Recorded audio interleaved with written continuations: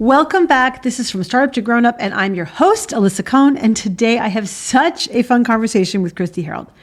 Kristi is the founder of Jam Group, North America's leading provider of adult sports leagues and events. Now, when I say fun conversation, I mean it literally, since Kristi is an expert in play. And that's what her business is all about, unleashing the power of play in your company. She even wrote a book about it called It Pays to Play. Today, we talk about her entrepreneurial journey, and we also do a masterclass in how you can add more play to your workplace and make your business processes more effective, as well as connect people together better.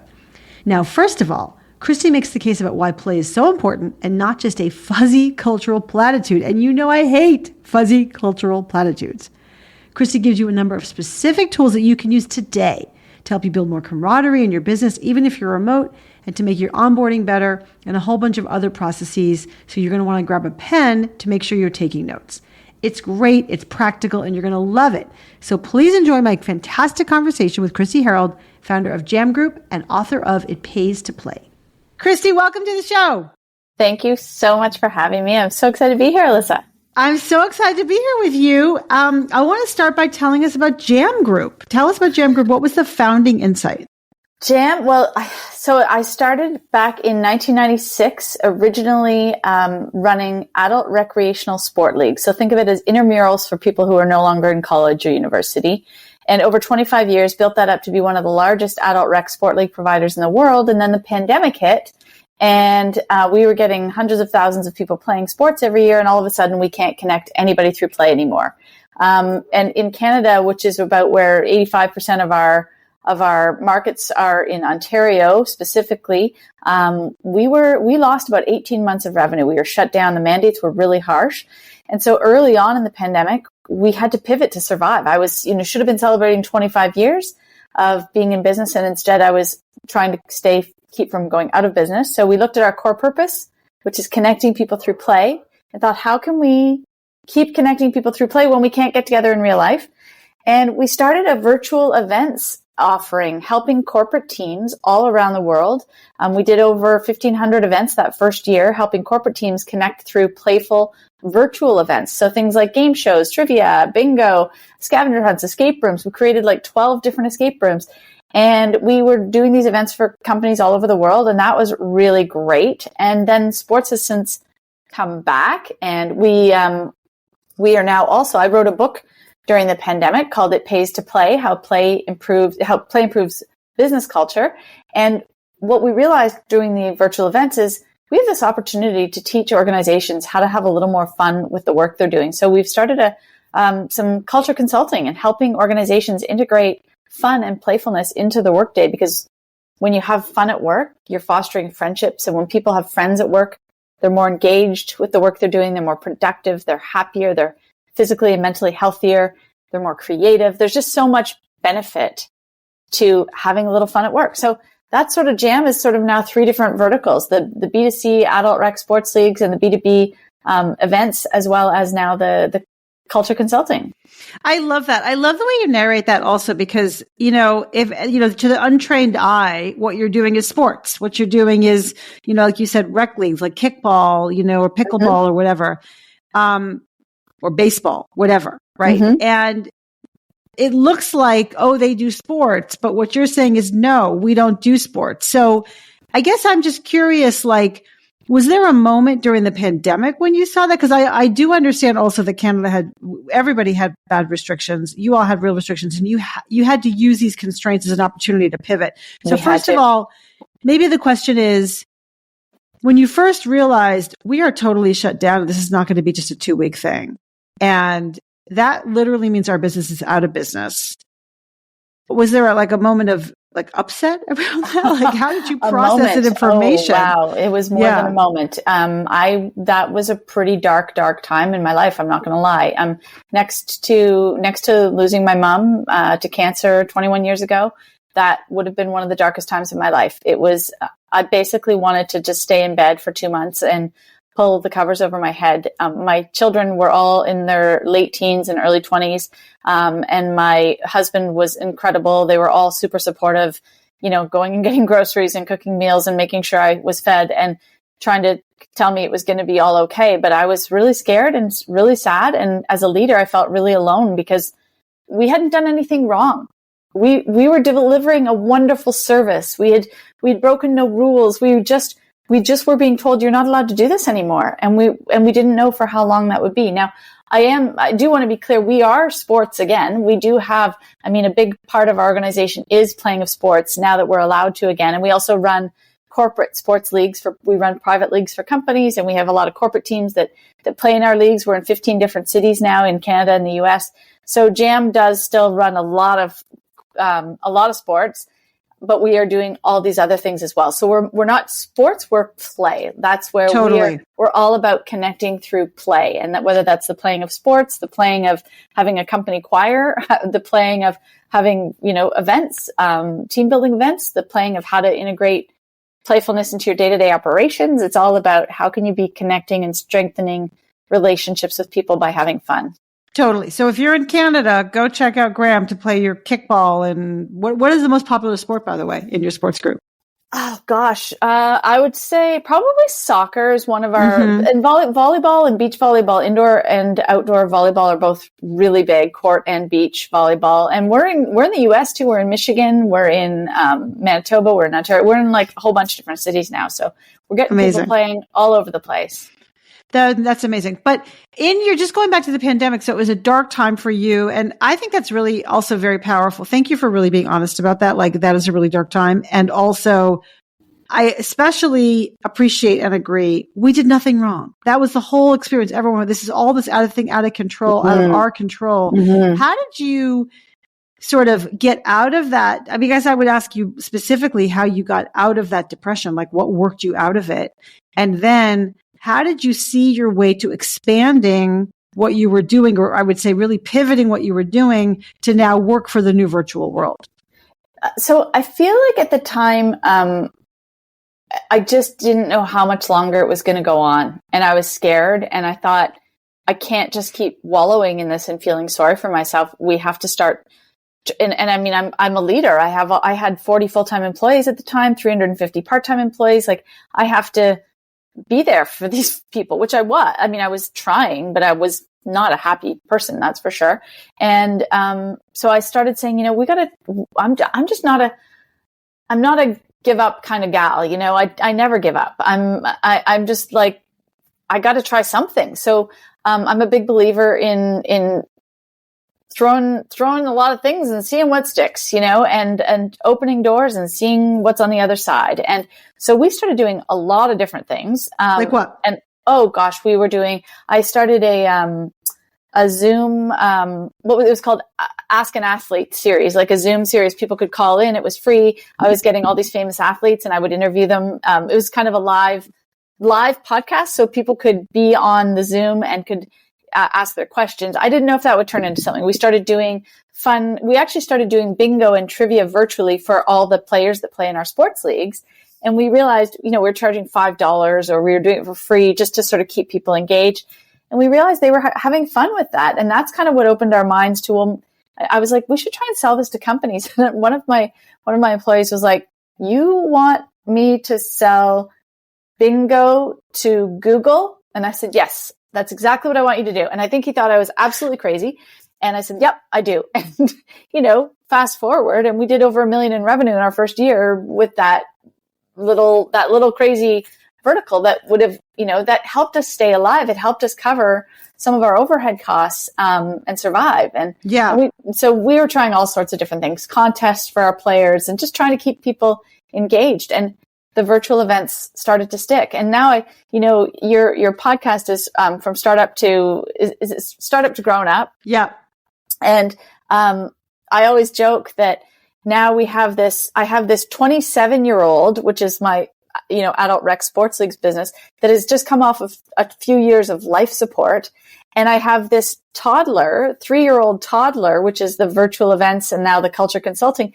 And it's sort of this 3-year-old toddler that keeps changing its mind because about what it wants to do with its life, because it started as virtual events and now it's still doing virtual events, but it's also in-person events. And now it's also doing this culture consulting and how to, helping companies integrate play into the day-to-day, because there's a lot more than just having these one-off events. And that's what the book is all about. It's, how to actually have fun with the meetings, have fun with how you celebrate great work being done, have fun with your communications internally and externally. There's so many ways to integrate playfulness day to day with their onboarding of new employees. There's just so many ways. And so that's where I have really seen an opportunity. So this little 3-year-old toddler is growing up and changing its mind. And it's kind of fun to be on very different roller coasters with the two sides of the business now. I love the way you frame that. That's amazing. And we're definitely going to talk about your book. I think my question is also, so it's interesting. You threw a whole bunch of things at the wall to see what would stick. And when did you realize that this was going to stick? The idea of doing kind of the corporate events and that it was going to really not be about sports. It was going to be about a much bigger picture play. What was the moment? What was the evidence you had? I think just people started, at first I actually said to my husband, we're going to run some virtual events for your team at your company and you can't say no. You're my beta. And thankfully, gratefully, they did, Cream Productions did a lot of virtual events with us early days and they had fun. They were laughing and we were realizing, we have a laughter guarantee that if your team doesn't laugh, we give you your money back. And everyone has laughs when they get together to have a little fun together. So I just started to realize there's something here. And the sales started to grow and grow. And I realized, we don't have to stop doing this just because we can start playing sports again. We have an opportunity to keep helping. So I'm a big believer that laughter is good for the soul. When we connect and play with people, it's just so good for us. There's that saying that an apple a day keeps the doctor away. I believe play every day keeps the doctor away. And so we just decided we don't have to stop these corporate events. We can actually do more of them and differently now that we can connect in person. We can be doing in-person corporate events. So we do amazing races and scavenger hunts and office Olympics and field days. And we do all sorts of different ways to help corporate teams connect and have laughs, as well as kickball teams and soccer teams. And there's loads of ways, and doing so is just so good for the soul. Totally. So I'm all about the soul. And also these days, if you've been reading the papers, there's this return to, let's say, I kind of want to say austerity in some ways, return to profitability for most companies and certainly for many startups. Maybe not return to profitability for startups, but driving towards profitability. Also, the notion of we are going to be more, let's say, tough-minded in performance reviews because, there was this reports that people were having 2 full-time jobs because of the pandemic was allowing them to do that. So we're kind of in this culture that's almost, I kind of want to say, let's say a cracking down culture. But here you are coming with play and I'm into it because it's good for my soul, but make the case that it's good for the company. Absolutely. I believe it's pretty easily done. The statistics show that turnover is huge expense to any organization. And when people report that they have a close friend at work, they're far less likely to be looking for another job. They're far more likely to be recommending your organization as a great place to work to others, so they're recruiting for you. And when over 60% of your employees report having a close friend in the workplace, profitability of organizations that have that stat go up by 12%. So there's huge return on that, and that's just on the retention turnover side. Productivity has been shown to increase. Engagement statistics right now are, I think it's only 36% of employees, this is as of 2022, 36% of employees are engaged with the work they're doing, which leaves 64% disengaged. And of that 64%, 13% are actively disengaged. And why? Because they don't care. They don't care about the people they work with. They don't care about the work they're doing. So if they feel they have purpose and they actually care about the people they're working with, they're far more likely to say, hey, you look a little stressed today. I'm your friend. I care about you. Can I help you with that? Can I help take something off your plate? Because I've got some time on my hands. If you don't care about the people you work with, you're not engaged with them as friends, as people that you care about as humans, you're just going to be like, you're going to mail it in and you're not going to be there to help. And so productivity isn't as good. Engagement goes down. There's other ways too. I mean, you've been on the phone before, I'm sure, Alyssa, with someone who is doing customer service for you, and you can tell that person hates their job. And the experience you get as a customer is miserable. And the likelihood of you telling anyone to go use that company when you've dealt with someone who is miserable is slim to none. In fact, far likely the opposite. More likely you're going to tell people, don't use that company. I had such a horrible experience.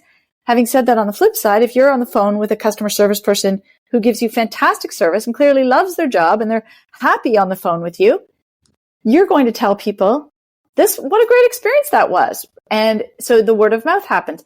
So happier employees turn into happier customers, which turns into a happier bottom line. I mean, I could go on for days about the ways that creating, strengthening community and relationships inside your organization is just so powerful and will help the bottom line. Another one, mental health and physical health. Right? Something that I have a bit of an issue with is that organizational wellness is everyone really cares about that, which is wonderful. We should care about the mental health and physical health of our employees. Unfortunately, what I feel is happening all too often is organizations are taking care of this by they're giving health club membership, gym membership, meditation apps, therapy resources. What they're not doing is providing social components. And social connectivity, when we play, the Mayo Clinic has done studies that prove when you combine social sports with your exercise, it will add 20% longevity to your life. It's good for you to go play tennis and basketball and soccer and badminton. I mean, don't stop going to the gym, but add a little play into your week as well. Get out and play a couple times a week as part of your exercise routine. So that's where I think organizations could be saying, we're also going to give you the option to sign up for a company soccer team, a company kickball team, a company beach volleyball team, or we're going to give you credits to play in an adult rec sports league. There are adult rec sports leagues like JAM in every city across North America. So companies should be giving employees the opportunity to go out and be social, ideally with their own colleagues, but even if not with their own colleagues, at least go out and meet other people, get some in real life social connection while you're being physically active. Mental health goes up and improves. So, depression reduces. People are more physically healthy, so they don't miss as much time at work. When people are depressed or physically unhealthy, they take a lot more days off. And so productivity goes in the tank. Like, there's so many reasons, that encouraging people to actually enjoy their work and have fun with the work they're doing will benefit the bottom line. I love it, Kristi. I love your passion. Amazing. So what I thought we could do is kind of walk through some specific activities. So yes, people could form a baseball club, a soccer club, I'm obsessed with kickball, obviously, kickball club. I remember that from when I was a kid. I loved kickball. They can do that. They can form one of those company things. They can keep doing events. But what can people do inside the work? I'm going to give you a few examples. And then I'd love to hear your ideas about almost like a masterclass for people about how they can implement more play inside of different activities. Let's start with my favorite topic, meetings. No one loves meetings. I'm the only one who likes meetings because I love the potential of meetings. And I myself am very intentional how I structure meetings. What suggestions do you have for people to help them bring more play and therefore more results, more connection, better results from their meetings? So I agree with you. I actually like meetings if they're run effectively. I hate meetings if they're not run effectively because they can be 100%. A complete waste of time and a waste of resources. It's very expensive to have a lot of people in a room if not everyone is either adding or taking value from that meeting. So it's important to be very intentional with how you run it. So a couple tips in terms of running meetings. This can be done in person and virtual and hybrid. First of all, at JAM, we press play to start. Every meeting starts with a playful connection point. It takes 3 to 5 minutes. It's not a waste of time. It is a benefit to the organization because what happens is whoever's the leader presses play to start. Maybe they tell a silly joke. Maybe they ask a funny question and everyone goes around the room and shares an answer. It's a connection point as people to get you engaged with each other as humans that you care about. And it just allows you to sort of get very engaged with the moment, have a laugh, and then get ready to get into the work versus, okay, here we are and we're going to start, you know what I mean? Like, it doesn't have to be so hardcore. It can be more human, and that way people feel cared about. So it's very simple. Press play to start. Don't waste a lot of time. Have it, make it tight, 3 minutes. Wait, so I love the idea. Let's do it right now. Press play to start. You start. Sure. So press play to start. One of our leaders the other day, yesterday in a meeting, it's holiday season. He grew up in a Christian household, Christmas presents under the tree. So he asked everyone to share what was your favorite childhood memory of a Christmas present. And there were 7 of us in the room for the meeting. Some of us were virtual, some were in person. We just went around the room very quickly and shared literally 15-second memory of that favorite Christmas present you got as a child, or a favorite Hanukkah present, or whatever. You know what I mean? We've done that with Halloween costumes or whatever, and it just gets a little talking point. Maybe it's a joke that you share.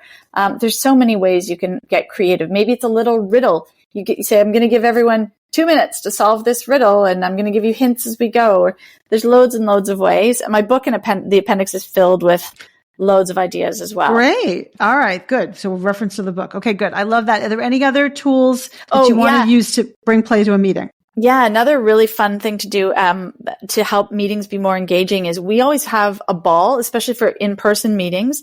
We have a dodgeball that sits on our boardroom table. And so whoever has the ball gets the floor. And what this meaning it's your voice, that one voice, because no one wants people talking over each other. No one wants to be interrupted.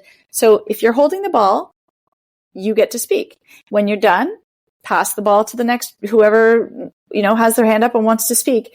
What it does is it helps people stay engaged with the meeting that they're doing. It helps you also realize, I have this ball in my hand. This is precious time. I shouldn't go off on tangents. I don't want to waste you're very conscious of the fact that you have the floor. And so I find it's kind of this playful way. And then you can throw it across the room to someone else, and just adds a little element of playfulness, keeps people awake. Couple simple little things. It's not taking any more time from the company. It's not costing the company money. It's adding playfulness into that day to day. I love it. So good, Kristi. These are so good. Okay, another one. Something that companies do very poorly. Onboarding.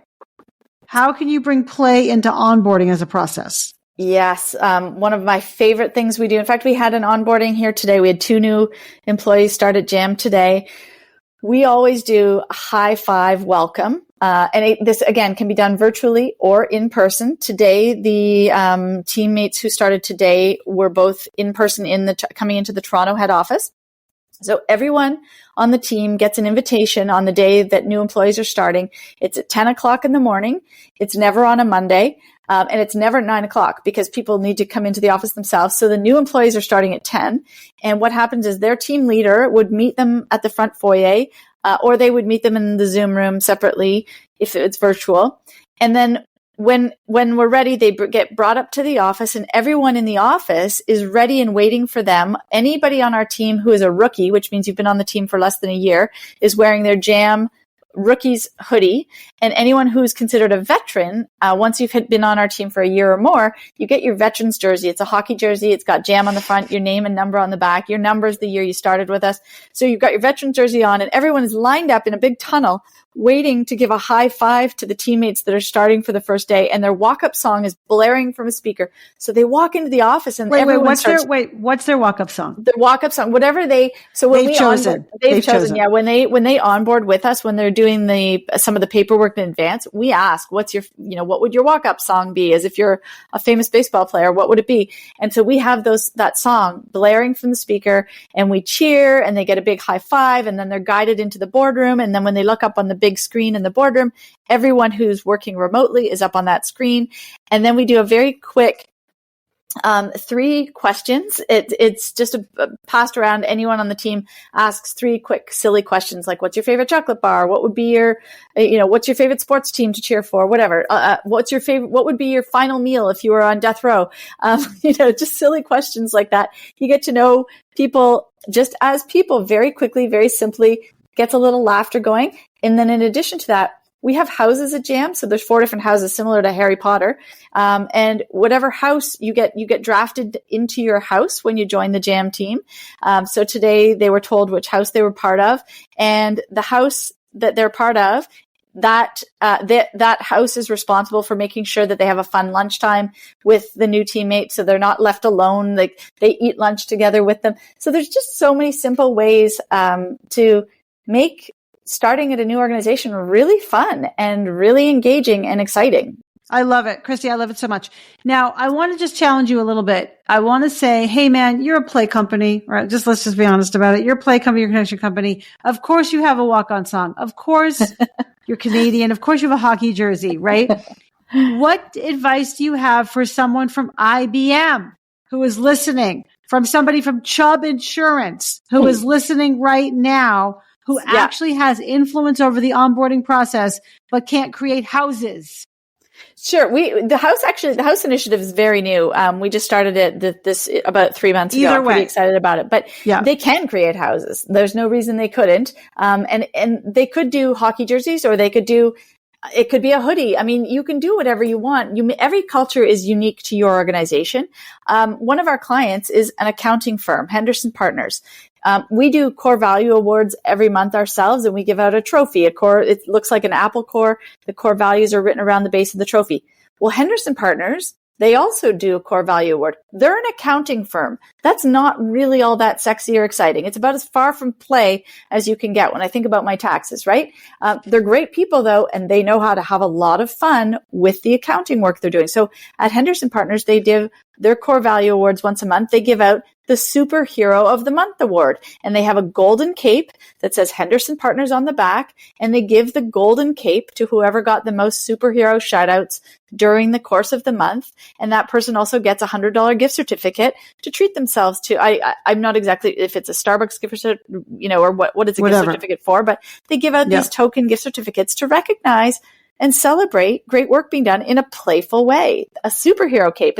And they share it on social media. And I mean, they do a ton of really fun, engaging things. They do a lot for their community. They have sports teams. They play tons of events with us and with other organizations. They're constantly looking for ways to engage their team, and their retention is incredible. People want to work there. It's just a fabulous. They just got. I saw yesterday on LinkedIn that their organization was recognized as one of the great places to work certified. So this stuff helps, and it really is beneficial. And it's not just because I run a play company doesn't mean everybody can't find the way that works for their organization to have a little fun. Yeah. In a minute, I want to say something about onboarding, but in a minute, I'm going to ask you about other ways to integrate play into some of the formal structures we have at work, giving feedback, one-on-ones, career conversations, whatever you want to share. But I want to say something about onboarding. So I've been a coach for 22 years. I work inside of so many companies, and onboarding, I'm just going to say it, like the state of onboarding in companies is just not good. Mm-hmm. And why is that? It's because people are not intentional about it. And they sort of expect people to just jump right in. And yes, their new boss takes them to lunch, or some group of colleagues takes them to lunch. And, yes, they have 10 people they have to meet on their first day or whatever. And yes, they have an onboarding plan. But what I always talk about is not just the sort of the tactical onboarding, but the emotional onboarding. Yes. And what you're talking about is the emotional onboarding that greases the skids for social capital to get built immediately, and thus make someone sticky. If someone has a question and they've experienced what you're talking about with their house, or you call it a small group, a lunch buddy, whatever you want to call it, or the high five. I love the high five. The high five and the music is amazing. But that experience, then a month from now, someone has a question. It's a stupid question. They're concerned it's a stupid question. They don't know who to ask. Suddenly they have people to ask. And that is what's so important about it. Comfortable right away. And totally. And then they have also this sort of experience of being welcomed. And they're also now not thinking about, oh, should I have done this? Should I have not done this? Because it's really hard here and I'm not sure how to stick in. But they have kind of that overhang of that sort of early emotional experience. So I really want to say that, I'm of course a believer, Kristi, but like, I'm worried that people are going to think it's so ornate what you're doing and so well practiced. If you're at IBM, if you're at Chubb Insurance, if you're anywhere right now, you can think about a way to give people more of an emotional experience in their first day and week and month. And that's going to help you ultimately get them involved with work much more quickly. Absolutely. And this doesn't come overnight, right? Like this is stuff that I would encourage our clients to layer this kind of thing in slowly and start to build and build. I mean, I've been running our organization for 27 years and our culture has morphed and changed over the years, but we've always had fun because I'm the kind of person that I take my business seriously, but not myself. And that's what I really encourage everyone. Have some laughs. Like life is too short not to have some laughs. And we spend an awful lot of time at work. If you can't say that you have a laugh regularly with your colleagues, I would want to know why. Why is that? You should be having laughs with the people you work with because you spend too much time there not to. I love that. Yeah. So, and there's just, anyway, Carrie, Kristi, sorry. No, it's good. Kristi, tell me, what are some other ways to integrate play? Pick anything you want. Pick feedback or pick one-on-ones or career conversations. What are other ways to integrate play and connection? Let's talk about, so I'll give you a couple of very simple ones. One would be celebrating great work being done. Every single organization can have a shout out channel as part of their Microsoft Teams or Slack chats. And that shout out channel should be celebrating great work being done around core values, ideally. So, you might shout out, hey, I just want to, you just throw it into the banter channel. It takes 10 seconds to type. Just want to shout out Sarah because she really, she created this new, whatever. She found a savings. She's looking to find a better way, or she was looking to, which is, one of our core values. And I want to celebrate Sarah for that.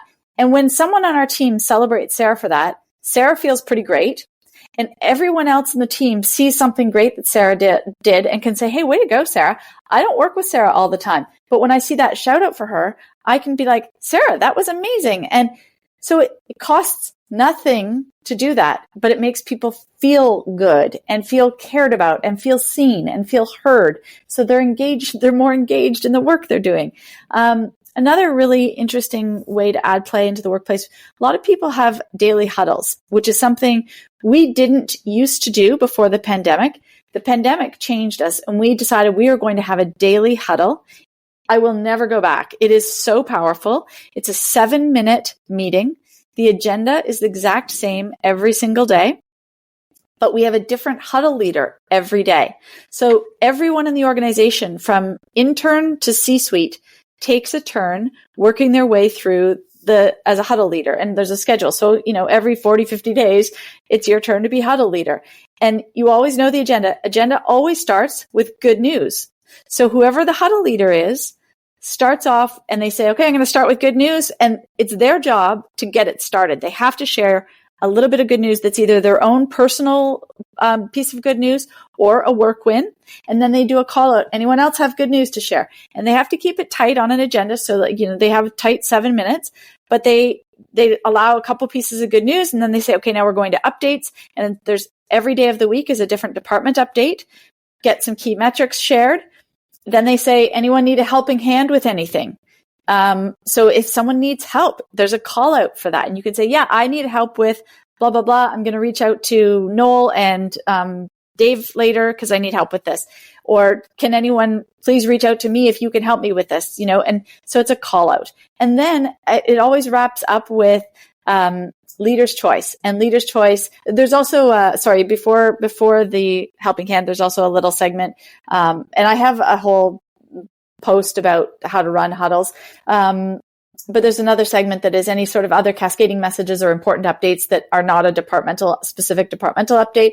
And then it's the helping hand, and then it goes to leader's choice. And so we always wrap up with leader's choice. And again, similar to press play to start, leader's choice is whoever's leading huddle will encourage you today. They said Spotify launched their wrapped up for the year music list today. So he said, everyone share your Spotify most listened to list today in the Banter channel, so we can all see what everyone's been listening to all year. Another one of my all-time favorites was one of our huddle leaders said, I'm going to encourage everyone to pick up the phone and call someone you haven't spoken to in a year. And I was like, oh my gosh, that is so great. I love that. And no, you don't have to do that, but it's the huddle leader's ask of you. And so then when, people that did it shared, I just called my grandmother. I hadn't talked to her in a year and we had the best chat. Thanks for that reminder. Leader's choice can be anything. I recommend, today I'm leader's choice. I'm going to ask everyone to consider taking 5 minutes to meditate today and breathe deep. Could be anything you want. So it's just a little playful element. You never know what you're going to get. A little bit of surprise, a little bit of fun.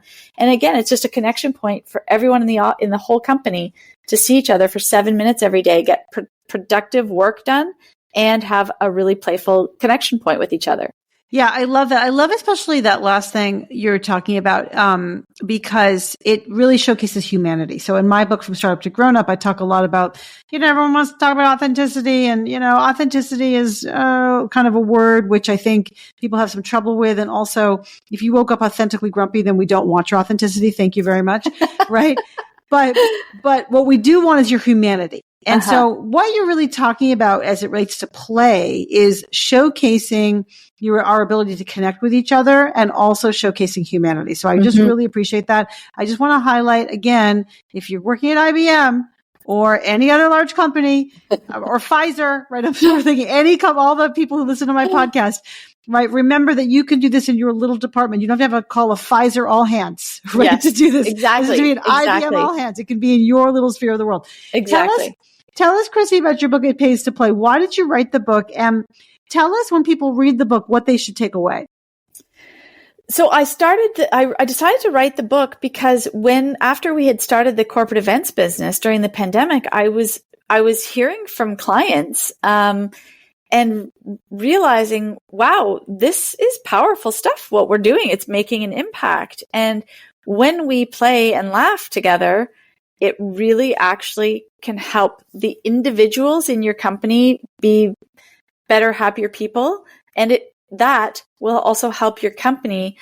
It helps the bottom line. It's an investment that pays huge dividends. And so, yeah, I think just hearing from many clients about, oh, that event was so great and we laughed so hard and we had so much fun, and, we can't wait to do another one next month. And then I started to realize, our company is really good at this. So we just have done it kind of naturally over the years without really thinking anything. We just did it because we wanted to have a fun culture.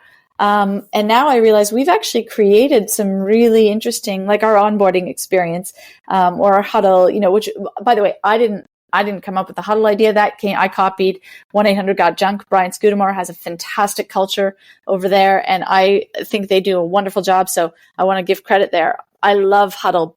Totally took that idea from them. It's powerful. So a lot of the things we do, we've created ourselves or we've gotten from other organizations. And I just realized I can share with other people by writing a book and have other people, if a few people start to integrate a little more playful elements in their workplace because of they hear me do a keynote or they read my book or they try one of our events, I'll feel good knowing we're impacting lives in a positive way, frankly. Like if one HR leader decides they want to have a little more fun at their office, they're going to be a whole lot of happier employees in that organization. And when you're happy at work, you go home, you're a happier parent, you're a happier spouse, you're a happier roommate. It's just a powerful thing to have some fun in this life. I love it. The world's heavy, right? It can be a heavy place. The world can be heavy, absolutely. And so it's important to find some fun when you can. Yeah. And I know that your book has very practical tools, like some of the ones we've been talking about, including also an appendix of different questions and whatnot. Mm-hmm. Is there anything else you want to say? And then I'm going to talk to you a little bit more about your own management style. But is there anything else you want to say about the book and what people will get out of the book? Well, I think the book really just opens your eyes to, it's broken down into a variety of different chapters. It focuses on retention, engagement, creativity and innovation, physical and mental health, happier customers. And what it does is it highlights the problems, like how these are negatively impacting our business, and shares a lot of different anecdotes. I interview a lot of different business leaders and share examples of ways that they integrate playfulness into their organization. One that I love was learning about a company in Toronto called Inertia. I said to Ray Minato, who was ranked number 1 great places to work in 2021, I said, Ray, how do you guys integrate play into your organization? He said, well, we actually play music together. And I was like, what do you mean? He said, we have a rock band and we rehearse together every 2 weeks. And a couple times a year, we put on a performance for the company. I mean, so you can offer a kickball team or a volleyball team, offer a company choir, offer a book club. We have a book club at Jam every 2 months. We meet and we discuss a book. Offer these things and let it be optional, because there's something for everybody out there. There are ways for people to connect and get to know each other as friends. And then what happens is you're connecting. Someone from the finance team is going to get to know someone from marketing because they're playing soccer together, or someone from HR is going to get to know someone from accounting because they're part of the company choir together, playing music together, right? It creates these beautiful bonds. It breaks down barriers. It gets you outside of those silos, and it just fosters so much positivity within your organization. I love it. Kristi, so good. Kristi, how did you, as you said, you have 3 lines of business now. You've got this, I was going to say teenager, but not teenager. You got this 27-year-old business, and then you got this 3-year-old toddler, and you've got these different lines. You've been a leader for a long time, an entrepreneur for a long time. How did you learn management skills? Well, my dad was an entrepreneur, and so I got to watch him, and our dinner table conversations were always around lots of amazing dinner table conversations. And thankfully, my dad was really open with us. I remember one time asking my dad at the dinner table, I was probably 12, how much money do you make? And my mom was like, Kristi, you don't ask those questions. And my dad was like, wait a second, Judy, why shouldn't she ask that question? That's a great question. How's she going to learn if we don't tell her? So we had really open conversations, which was fantastic. I started a lawn cutting business before I had a driver's license in high school. So was an entrepreneur myself. We had to work for things we wanted in our lives. And yeah, so we had a lot of entrepreneurial dinner table conversations. And I started a lawn cutting business when I was 15 years old, before I had a driver's license, and learned a lot. I remember after my first summer, I showed my dad how much money I had earned working by myself, cutting grass. And he said, well, imagine if you hired someone to work for you. And I said, well, how would that help? And he said, because, you'd be charging the same amount to your clients for an hourly rate, and you'd be paying an employee less than what you're making. And I'm like, what? And he said, and you'd be creating a job for someone, and you could do more jobs that way. And I was like, what? And so the next summer I hired 3 students to work with me, and we started cutting more grass. And then in university, I ran a painting franchise. And I remember my very first summer, it was from May through August was the summer. And I had 10 painters who I'd hired and trained. At the end of June, half of my painters quit. And the reason they quit was because I was a horrible employer at that time. I was a drill sergeant, and I was sort of just really bossy and didn't really think about them as people or as friends. I was like, I want to get this done. And I just demanded, and they quit. And it taught me a very good lesson very early on about how important people and culture are. I remember crying to my dad and saying, what am I going to do? And he said, listen, this is a lesson you're going to want to learn now. Without good people, you've got nothing. So focus on your people. People are your priority. And I was like, wow, okay, good wake up call. And so after that, I had to stop all my production. I had to re-recruit, hire, train, start marketing again, get production back up and running for the painting business. So I got things back up and running. And the painters I hired for that second summer, for the second half of that first summer, ended up staying with me. I had the same crew of painters for the next 2 full summers after that, because I started to care about them. I shared my vision with them. I got them aligned. I gave them incentives around helping me hit the targets I wanted to hit so that they were aligned. And I would bring popsicles to their job sites, and I would go and barbecue hamburgers for them if they had to work late. And, I just made it more fun. We went out and played laser tag together as, 20-year-olds. And we made it fun and playful early on. And because I realized you got to show these people, I got to show my team I care about them, because I did truly, but it really taught me a very hard lesson early on. So those are pretty great learning opportunities for me from day one. That's incredible. And oh, by the way, who gave you such a wise father? Jeez. I know, we were pretty lucky, honestly. My dad was pretty great. Yeah. Taught us an awful lot. Incredible. How has your own leadership style changed as the company has grown? I mean, I'd like to think not that much, but of course I've changed. I mean, when I started the company, I was 26 years old, and I'm now 53. And my team are all very young, and I'm like, some of my team weren't even born when I started the company, and I'm like, wow, it makes me feel old when I hear that, but yet when I hang out with them, I'm always laughing with them. Like, I have so much fun with them. So, our team is just a group of really great people. They all, from all walks of life. We've always had this mantra: hire the best person for the job. And make sure that they're going to be a great culture complement to our organization.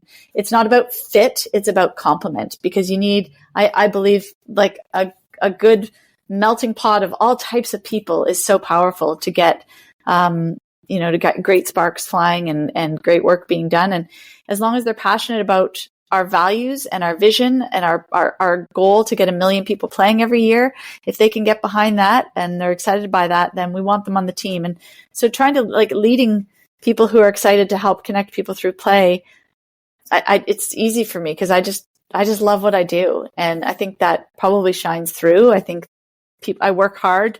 And I think I try and lead by example that, I work hard and I play hard. I like to have a lot of laughs, but I get shit done, which is one of our core values, So if I can lead by example, I guess that's sort of the best thing I can try and do. That's so helpful, Kristi. Now, Kristi, you can be the most accessible, down to earth person in the world, and still you're the boss and you're the founder and you're the CEO. How do you make sure people tell you the truth and give you feedback? And when was a time maybe you got feedback from either someone in your team or someone nearby that actually really stung, which you then kind of really learned from? I mean, it happens all the time because I actually have told, we talk about at JAM, you have an obligation to dissent, meaning we want radical candor here. So if I'm saying something and you believe that is not going to be for the best interests of our team or our customers or our vision, you have an obligation to dissent, to challenge me. And that goes across the board. You have the obligation to dissent against anyone on our team. We call it rumbling. Like, get some rumbling going on in those meetings, because that's great. Debates are where powerful ideas come from. If you're just saying yes to everything, no one is served well by that. So I get challenged often because my team know I can take it. I'm not going to get defensive, or I'm certainly not going to try not to. I also am the kind of person that I wear my emotions on my sleeve. So I might get angry, for sure. I might get angry here and there over, I try not to, but if I do, I speak up. Like, within 24 hours, I will share, I have this concern because this happened, and then I move on. I do not hold grudges, and everyone knows that about me. So, I'm very candid with the feedback I give, and I expect to be given candid feedback, and I've got to be able to take it if I want to be able to give it out. Yeah, that's really great. Well, I think also just not punishing people for saying what there is to say. Yes, I think that's one. Yeah, we do talk a lot about making mistakes, and owning mistakes. I actually shared a post on LinkedIn this morning about a mistake I made, I think, during the pandemic. Our ENPS score, our employee net promoter score, pre-pandemic was at around 61. And when the pandemic hit, I was panicked. I was very scared. I didn't know what to do. So felt like everything was out of control. So I tried to control what I could, which was costs. And I said, cut everything. We're stopping everything. We're all culture initiatives. We're not buying. People are getting their veteran status. We're not buying veteran jerseys right now. We can't afford it. We're not doing core value awards. We don't have time. We just stopped everything. I basically canceled fun for about 6 or 8 months.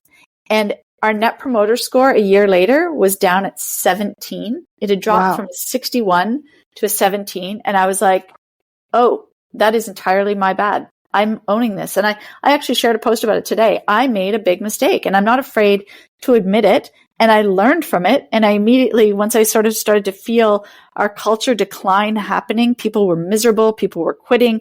I was like, oh gosh, I've made a mistake. Okay, let's buy everyone their veterans jerseys. If they hit their 1 year mark in the last year, get the veterans jerseys. Let's get back to our culture. Why did we ever stop core value awards? They don't even cost money. We just celebrate once a month. Like, what was I thinking? And we started to reintroduce culture pieces again, and what a change it made. And our ENPS now is back at 54. We're right back, climbing back up to that world-class level. I think a world-class is over 50. So, we're pretty happy to be back climbing up, and we want to be over 65 in terms of our ENPS. So, we measure, we care, and I'm not afraid to own mistakes when I make them. And I want others to know you're going to make mistakes. Just don't make the same one twice. You got to learn from our mistakes. So I won't be canceling culture or canceling fun anymore. I learned from that mistake. Good. Well done. Just a few more questions, Kristi. Have you ever experienced imposter syndrome or severe self-doubt? Honestly, not really. A little bit. I would say during the pandemic, I definitely was like, everyone says you're this, I'm an innate entrepreneur. And I'm like, but now what? Now I'm really scared. Like, I was running a business that was not on cruise control necessarily, but, I'd been doing it for 25 years. I knew what I was doing. And now what? Now, how am I supposed to do this? You know what? Actually, the biggest probably imposter syndrome I had was when I wrote my book and I released my book. It was about a year ago that I released the book, It Pays to Play. And I was a bit like, who am I to be writing a book? Like, who's going to really listen to me?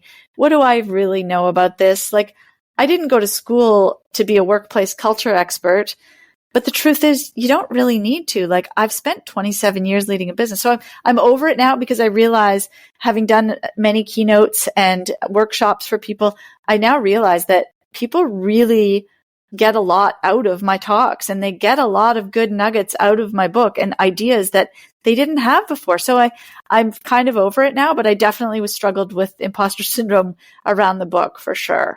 Yeah, I hear that. I totally, as an author myself, I can relate to having to go through many, many different journeys as you write a book and release a book. Kristi, what do you wish you had known earlier on your journey?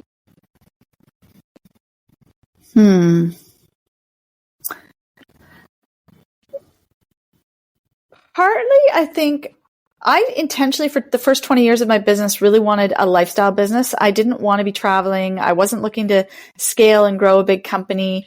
I just wanted a lifestyle business because I wanted to be around for my kids. And it wasn't until my kids got older, it was around 2016, that I decided I really wanted to grow this business. They didn't want me on field trips anymore. They didn't really want to hang out with me anymore. They were older. They just were like, yeah, we love you, Mom, but don't need to hang out with you. And so then I was like, okay, maybe I should try and grow this. And I know, I guess in some ways, like, I don't regret actually that I built a lifestyle business. I don't regret that at all. But there are some ways that I've now, as I'm scaling the business and growing it, eventually will want to sell the company down the road one day. And, who knows, I still love what I do, so not yet. But I think that I probably could have implemented some things earlier on to get a business, I don't know, outside of lifestyle, more ready to scale, I guess, if that makes sense. But I honestly, I sort of just take the journey as it comes. You know what? Another thing I think I wish I'd learned earlier was, early on, I was very much, I was task oriented. I wanted to achieve this and this and this. And then I kind of got to well, we keep hitting our goals. And so now what? And I do wish early on someone had taught me to focus on the journey and enjoy the journey. Cause I think I was which I do much more now, in the last 10 years. But for the first probably, 15 years of my career, I was very motivated by achieving a result, and I'd get the result and then be like, now what? What's the next one? That's the next one. And I don't think I enjoyed the journey as much as I should have. So now I'm learning to enjoy every piece of it, the ups and the downs, and, try and find the good in all aspects of it. Yeah. Yeah. Good process. And last question, Kristi, what advice do you have for other founders as they embark on their journeys to grow into leaders? Well, I will share my dad's advice, which is if you don't have, you got to make people your priority. Remember that if you want to be a leader and grow an organization, people are your priority. So really care about your people.